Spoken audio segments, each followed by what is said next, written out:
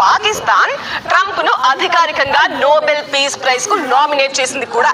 ఇది జరిగి 24 గంటలైనా గడిచిందో లేదో మళ్ళీ తన ఒరిజినల్ చూపించేశారు ట్రంప్. మిడిల్ ఈస్ట్ మంటల్లో తన చేతులతో పెట్రోల్ పోశారు.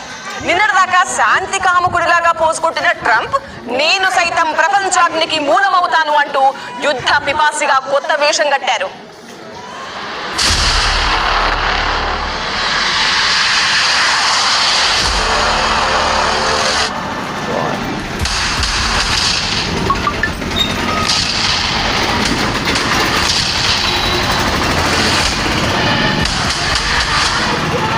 రాను రాను అంటూనే రానే వచ్చాడు పెద్దోడు.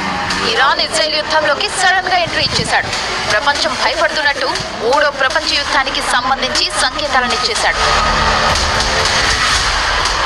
న్యూక్లియర్ కంట్రీగా ఎదగాలని కలలు కంటున్న ఇరాన్ ని నేరుగా కంట్లో పొడిచింది అమెరికా. ఇరాన్